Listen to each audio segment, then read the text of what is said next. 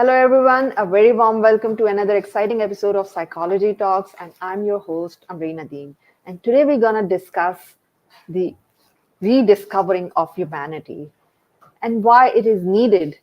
Because in this it's era of technology, people are so much glued to technology, glued to their screen, that we lost the touch, we lost the connection with ourselves, with humans around us, and we need to bring that touch back to our lives to feel better, to have holistic well-being, because we are social beings. We need people around us. And that is crucial for our physical and mental health. And if we delay the touch, if we disconnect ourselves from other people, it creates negative impact on our mind, on our body, on our emotional health, on our spiritual health, on all and in all aspects. So today we're going to discuss that how we can bring back that touch to our life. And we are honored to be joined by Dennis Pitocco. He is the founder and chief reimaginator of 360 Degree Nation, the award-winning global media digest, 360 Nation Studio and GoodWorks 360 Degree. And he's also best-selling author of 3 books recently published, which became best-selling again. It's Unsheltered. Please check out on the Amazon. So please welcome Dennis. Hello, Dennis. Thank you for joining. Thanks so much for a wonderful introduction, Ambry, and I hope I can live up to all that. Oh, you are living up, seriously. Like the community you created, the work you're doing to bring up all the people together is really amazing. It's commendable. Oh, wow. Thank you for that. Thank you. So I've just given a very short introduction. Please tell us a bit more about yourself, that how you started the journey and what struggles you face. And so our audience will get to know you better. Right. Thank you. I spent about 30 years in the international banking area. That was my business career. Somewhere along the line, I met my wife over in Europe. She's British. Mm-hmm. And we were lucky enough to settle back to Tampa, Florida, which is where we're living today, after having a lot of success in business. When I say success, I mean success enough that we could retire young. Mm-hmm. And we felt like we were blessed with that opportunity to do something that very few people have these days. And that's the ability to choose how we wanted to live our life from that point forward. So we did settle down, and we took a lot of long walks, Ambreen, because we wanted to get away from all the noise and out there in nature and really talk through how do you want to spend your time, because that's a daunting question. Obviously, we could travel, we could do a lot of that, but everybody does travel. So we finally decided beyond traveling, we wanted to give back. And give back is a pretty broad term. And so we had to put some definition behind that. One way of giving back was we wanted to be more committed and more hands-on with nonprofits, not just here in Tampa Bay, but around the world, because both of us had a heart for giving back to nonprofits, but because of our business lives, we didn't have the time. We could always write a check, but we wanted to roll up our sleeves. So we decided we were going to start GoodWorks 360 Foundation. And what is that? What is that?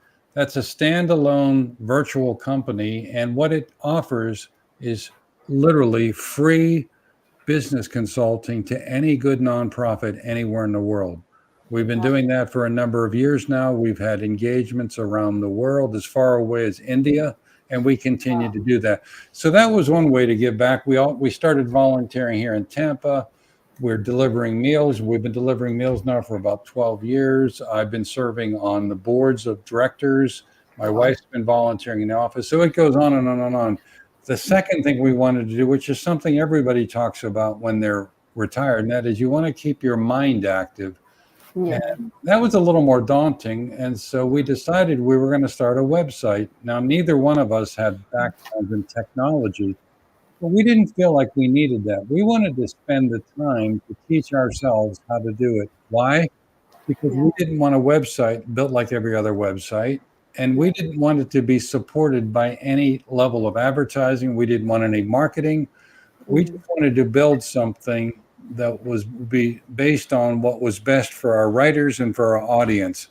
That Mhm. has now grown into a very large website over the years. It's got over 1,200 writers, including you, Yeah. and Thank you.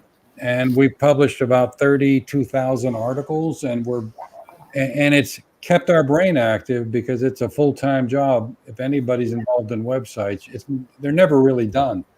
But Yeah. it also brought with it something that we didn't expect, because we had this vision that we wanted to rediscover humanity. Well, we Mhm. started the website, and as we got bigger and bigger, we started building a community of people. And you're part of that, Ambreen. And Yeah. it was the people that started to teach us what real humanity looked like. And it's been, again, a dozen years now. We've grown very big, and we continue to just spread our wings, but we've stayed true to the original principle, Mhm. whether it be GoodWorks 360 Foundation, or whether it be Biz Catalyst, our publishing, or 360 Nation. Everything we do for good. We don't make money anywhere. We don't take money. We don't advertise. We will turn it away, because we want to be able to preserve the purity of our commitment to humanity.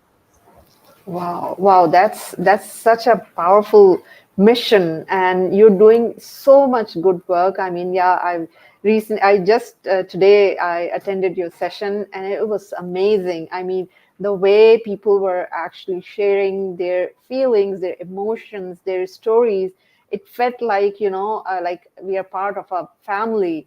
It's not. Didn't feel like that, we are a stranger, or although, like someone said in that community, that when we join the community, we don't see that some person is there from some other part of the world. We see them as, like, humans, and that is the main essence of of any community, to to feel alive in that group, and to feel that, to feel loved and appreciated. Right. And yeah. Seen, feel valued, feel heard, Yeah. and feel safe enough and not judged. So, as you could tell by today's, there were people crying. There were Yeah. people, I mean, revealing things in an audience that you wouldn't think they would. But that really touches upon another question that you and I talked about. And Yeah. you had asked me if if there's any books or movies or resources that have impacted my understanding of Yeah. humanity. I thought about that for quite some time. I've read a lot of books because we're in a publishing business. I see a lot of books.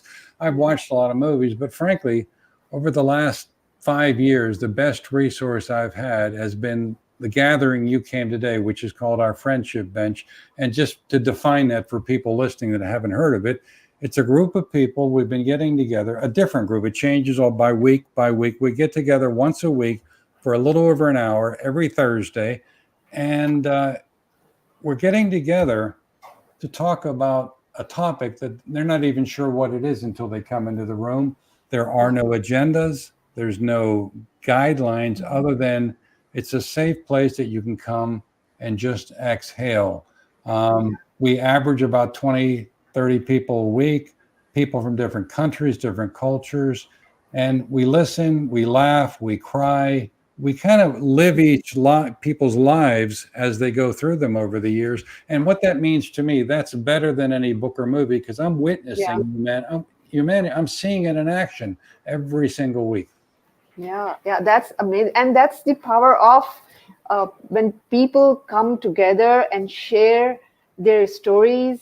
They touch each other's lives, they touch each other emotion, and then they feel more secured and safe, and that feeling changes their lives. So Well, you're doing such an amazing work. Yeah. and they realize that they're not alone, that other people Yeah. are having the same kinds of challenges, and it just allows you again to take a little more comfort. Yeah. Yeah. So I would just ask you, like, that for humans, I know that it is important for us to be with each other. Yet, like we were talking about, that there's a loneliness pandemic going on, right? People are not connected with each other. When we have such a strong urge to be with other people, to have that feeling of belongingness, then what is keeping us apart? Well, obviously, the blessing and the curse is technology. If Yeah, we would just learn to put down our phones and have real in-person talks with friends and family. And I notice I said friends and family because it's not yeah, just colleagues and not just business. And you and I talked about this earlier. The hard part, I'm sorry, it's too easy for you and I and other folks to talk like this or talk on Zoom. And we've gotten a little bit isolated. Now, the pandemic made it much harder to get out, but we also found a way to get comfortable with being isolated. So you may have heard this today on the bench. My wife and I spend a lot of time traveling the world, and we make it a point when we travel to meet with anybody and everybody that is connected to our community. We just draw a circle around the map because right. as much as we can do this, we also understand what we call the magic of handshakes and hugs. Yeah, It changes the relationship. As much as you yeah, think you're close to somebody, you take so it's as simple as make an effort. If it's a friend, if it's family, if it's a relative, it's somebody that's older and they don't have a lot of interaction, make the time on your schedule to go see them. Make it yeah, in person. You can text them, you can phone them, but don't do that. Go yeah. see them if they're local. Yeah, yeah, and that changes everything. Especially as you said that it changes the entire chemistry of the relationship when you are with someone in person. And I often say that it's all about when we actually meet the someone in person. We actually exchange the interpersonal energies, and that is exactly what affects our entire well-being, which because my philosophy, as like you might be knowing, that it's all like we are energy and we need energy, and when we actually meet with people, we draw energy from each other. So that's why again it brings another point that we need to be with the positive people who are with whom we feel safe, secure, and appreciated, and then that energy nurtures, and we feel good about it. And when you do that, Ambreen, something a lot of people don't remember, you finally get together with somebody in person, which is marvelous, but you've got to put the phone away. Yes. In other words, be present. And if Yeah, Ambreen is speaking to me and we're having coffee, yeah, give her the respect of I'm going to give her my undivided attention. yeah, And because we've got to learn how to listen better yeah, because we're so busy, we've got to slow down, reflect, just enjoy the moment and be present. yeah. So I will ask you the question that actually I asked you just before that also, that why it matters to you, that the rediscovering of humanity, why it matters to you, and why you want to bring this back to the people. Well, I think when I was in the business world, and this is probably one of my inspirations, as much as we were blessed with success around the world, we both witnessed a lot of disappointing behaviors. I'm talking Mhm. about unethical behavior, people without any core values, people doing things in the business world because they could get away with it versus whether it be right or wrong, and what I'll call just a loss of humanity. And I said to my wife, if ever we have a chance to influence that, and I use that word influence because that's pretty much what you do these days, you Mhm. influence, we're going to find a way. Now, I had no idea when I said that to her years before we retired what I Mhm. meant by that, but I saw so much of it, it was very distasteful. So when I had an opportunity to make the choice to help people rediscover humanity, boy, we just jumped at it. Yeah, yeah. So that's great. Especially when when you actually experience such thing, that when you said that you experience some unethical behavior, and then I think the toughest job is being kind with the people who are unkind to you. So that Very is good. one thing. Yeah, that's one thing that, and that's we need to actually teach people as well, that you don't need to be unkind with the people who are actually unkind to you. There must be some problem going on in their life. We need to be more Exactly. compassionate about it. So how Right. do you deal with that? You're right. As you know, it may not be about you, it's about them. And Yeah. they're projecting onto you. But there's ways that you can disarm that, as you of all people know, because you're an expert in Mhm. psychology. But we've learned over the years of doing humanity, there's ways that we can lower the temperature and Mhm. actually take one step closer to that individual versus avoid them, because Yeah. they're obviously having challenges, and I think we can help. Yeah. Yeah. So what are the biggest challenges you face, especially in today, maintaining our humanity? I think there's a general skepticism out there. When people, and I've bumped into this a lot, when Mhm. people say, right, you're really doing that for good, you're not making any money, and they dig deeper because they don't think anybody can have that kind of virtue. And what I've said, in the early days, it was harder to defend it. But as we've gotten bigger and bigger, I said, look, don't talk to me. Talk to any one of our 1,200 people that write for a publishing, and see if we're delivering what we're saying. See if there's no surprises, no catches, no costs, no Mhm. advertising, things like that. And then come back if you'd like to probe that a little further. But it's the natural skepticism in a world that people naturally are skeptical because they feel like they're being bamboozled a lot, whether it be in business, personally, and it's a shame. So we've got to re-educate people that there are people out there. Forget us. There's a lot of Mhm. people out there that are Yeah. still good human beings, and try to find them versus tear them apart. Yeah. Yeah, that's one thing. And I think the to me the best way to find them is, I always say, like, do good thing and good people will find you. It's the only way to actually attract the like-minded people, is like sharing what you want to share and become what you are actually you want others to behave, or what other you, or what you want to see in others.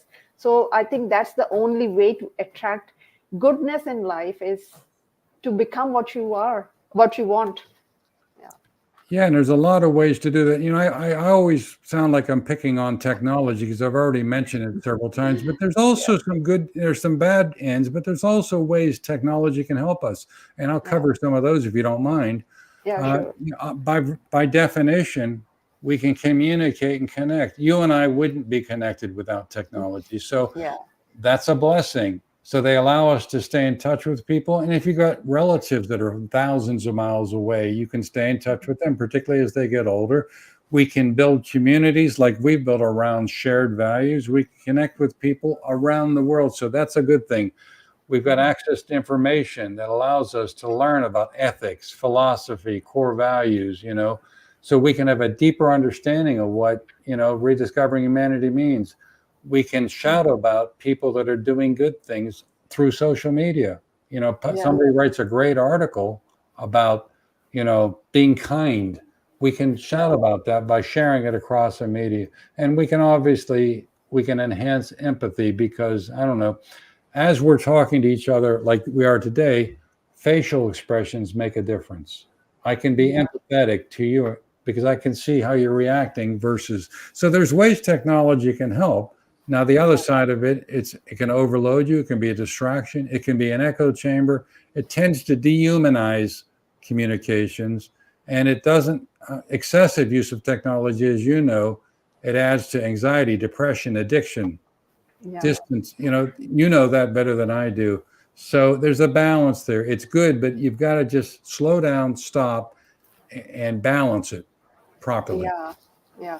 I think that the word I would just say here, that, as you said, that we need to balance it. We need to have the maintain the right balance between technology and and the real life connection, which matters more than and I think now it's matter more, because most of the people are now addicted to technology and these gadgets and devices, that is bringing all this disconnection and everything. So I would want to ask that, especially now you mentioned that you're running the community for like 12 years, right? So have you noticed any change, especially like after COVID, or that you've changed any changes in the behavior, the way people That behave? is an absolutely brilliant question, or as my wife would say in her British language, spot on. Okay. Because we did, and that's Yeah. very, very intuitive. Because when COVID came along, we had been up and running about 8 years, and we've been climbing this mountain called Rediscovering Humanity, and it was a hard climb. We Yeah. appreciated the opportunity, but we couldn't seem to penetrate as much as we want, whether it be through the writing that was coming in, which was mostly business writing. Mhm. And then came the pandemic, and it's suddenly, as we all know, we're all in the same boat when it comes to the world stopping around us. And some people are scared, some Mhm. people are, they don't know what to expect.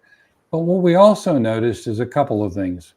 We noticed what I like to call the door to humanity opening slightly for us to go in. And what I Mhm. mean by that is we reached out to our writers back then and said, look, we know a lot of you writers. Now, many people write, but they also, as you know, full-time jobs, Yeah. or they're consultants. Well, some of them were working from home, so they had more time on their hands. Some of them were losing their jobs. So we gave them an opportunity by saying, look, I know you write about sales and marketing. I know you write about social media. I know you write about human resources, but let's put all that aside. Here's what we'd like to do. We invite all of you to write from your heart. Write about what you're going through right now, because you're not going through it alone. And if you write about it, we will share it with the world. Now, frankly, Green, I didn't know what to expect, because people thought we were going to shut down for a while. And we said, no, we're going to be here. Yeah. From that point forward, and since then, we have experienced just record volume. And what's interesting about that is, if you asked me before the pandemic, say in January of 2020, if you and I were talking and you said, if you look at the articles that are being written coming in, Mhm. what are they about? I would have said, well, about 90% of them are probably business related, and the rest a little bit of a. Now it's just the opposite. What we have and what we continue to get are storytelling from the heart. Some of Mhm. them talk about business, but they always interject their personal experience. And so we saw the shift where people were going deeper into themselves and Mhm. translating that into their business world. And we were happy to be able to amplify it. And the more that we amplified it, the more that it came in. So as Yeah. I said to my wife, that door to humanity opened during pandemic. And as the pandemic started coming to the end, I said, I put my foot in that door. I'm not going to let it close. Yeah. I want to continue to pull people through one person at a time. And Mhm. that's been our experience. Yeah, that's amazing. And actually, if you see that overall, the way through the spirituality and astrology, we see that the consciousness level is elevating through globally. I mean, that's what it's like we see and we feel it, the energy is changing, the consciousness is increasing, and maybe that could be one reason, right? Well, you're right, because we felt, and I continue to feel as I talk to people around the world in all these different forums, unlike the days before the pandemic, people are now searching for something more. Yeah. Sure, they want a job, they want to have a decent income, they want a family, but they're looking for something a bit more meaningful. Yeah. And we're helping them find that through going back to fundamental humanity, and things they can do every single day, to like volunteer. That's an Yeah. act of kindness. Try new experiences. I can go down a whole list of things people can do, but we've learned that it's our job to help them get there, Yeah. providing they've gotten to the point where they are searching for something more and they truly mean it, and they put their skepticism aside. Yeah, and since we feel and we are sensing that this kind of consciousness is elevating, and it's kind of emerging, like people are more directing themselves towards inside, right, instead of like searching outside. What do you think? What are the best ways to actually connect with their inner selves to find the deeper meaning of life? Well, I'm going to sound like I'm a broken record here, but I'm going to repeat some things I said, because they Sure. really fall nicely into the issue Mhm. of how do you reconnect with your humanity? Because people say, well, what do you mean by that? Yeah. So we said, all right, you hear this term mindfulness a lot. And what Yeah. I'm going to give them a definition. My definition is practice it by being just more present in the moment. In other words, if Anne Breen walked into the room and we were in an office, I need to acknowledge her. I need to put down whatever I'm doing, and I need to stop typing, and I need to be mindful with her being in the room, and we're going to connect at a deeper level. And that really adds to the face-to-face conversation idea. You got to, no matter what we say, you've got to pull back on your digital consumption. Yeah.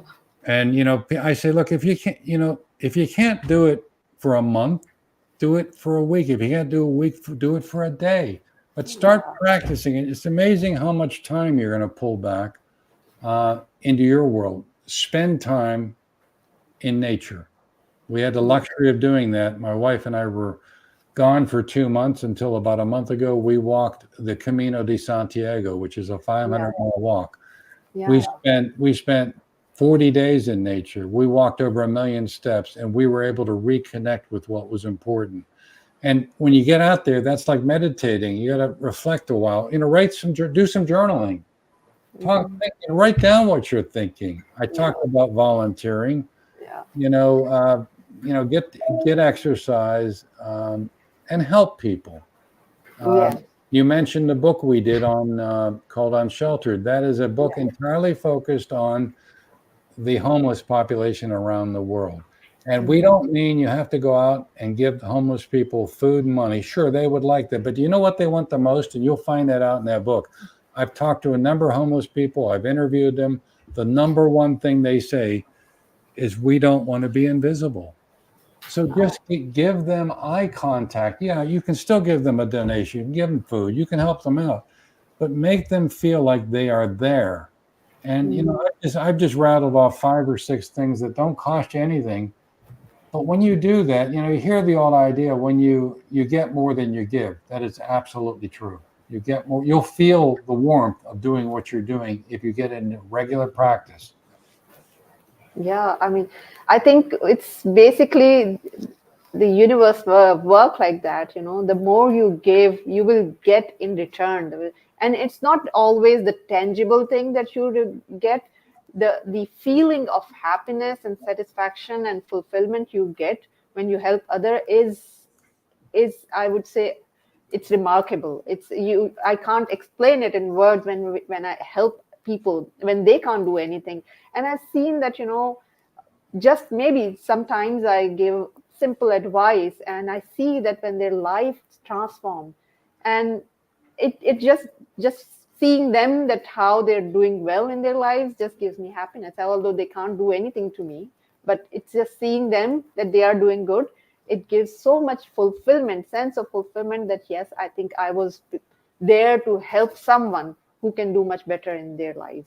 Yeah. So You could not have said that better, Ambreen. Yeah, thank you so much. I know we can actually go on and on and on about this, but I try to keep it to the 30 minutes. So before we actually close the show, what one advice would you like to give to our audience today? Well, to bring back that humanity factor in their life? Well, I'll just give you the message I've been carrying, at least for the last couple of years, because I think about this a lot. And when it comes to a message to leave everybody with, and this is going to sound like a speech. It's not a speech. It's coming right from the heart. I think we can all agree, our world is kind of at a pivotal moment. We don't see a lot of good news. The good news doesn't make the news. We see a lot of bad news. We see a lot of violence. We see the wars going on. Every one of us has the power to create change, regardless of our background. People have said to us over the years, well, you're not going to change the world. You're just 2 people. And I said, all it takes is 1 person at a time, just 1 person at a time. If Ambreen and I speak today, and you walk away, Ambreen, with something that you grab from this conversation, and you share it with somebody else, and then they share it, that's 1 ripple at a time. So we think by reconnecting with our humanity and acting with a purpose, we can kind of start to rebuild some of those fundamentals like compassion, understanding. So no matter what the action is, no matter how small, it all contributes. And let's not wait till tomorrow or next week. Let's start doing that today, because if you do it today, just small acts multiplied by millions of people, that starts to change the world. And guess what that does? That starts to help us all rediscover our humanity. Yes, what a wonderful advice. I mean, it reminds me, the way you actually mentioned, the way you explained it, it reminds me of the butterfly effect. It's like Exactly. it's just one act when you may just touch one life, and if you manage to change that life, it's gonna start creating a ripple effect, and you can never imagine that how much change or the magnitude of the change it can bring to the world, but by just doing one act of kindness. So I think most of the time, I think most of the people underestimate the power of simple act of kindness, whether to yourself or to the others. I mean, sometimes we also underestimate the power of kindness to ourselves. We need to be kind to ourselves also, right? Sometimes we are so harsh to ourselves, but be kind to yourself, and then you will realize, then you will start to see the world in a much better way. So I agree. Well put. Yeah, thank you. So how people can reach you to if they want to connect with you? The best, you can reach me on LinkedIn, just my name, Dennis Pitocco, I'll connect with anybody that's listening, and I'm happy to have a chat with you. You go directly to our website, which is bizcatalyst360.com. That's bizcatalyst360.com. And everything we do everywhere is on that site. Yeah, you're doing such an amazing work, because I'm so grateful to Byron and Mariah Eddington, who actually create that connection and introduction.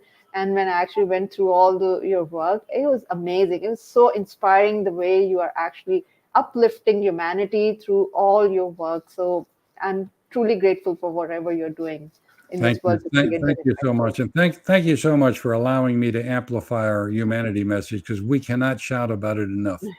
Yeah, sure. We are here to help, and I just said that, and as you also mentioned, this simple, maybe these simple act can bring so much impact that we cannot even think of. So we should not never be stopped by just a thought that, oh, this is just a small thing. Does it even matter or not?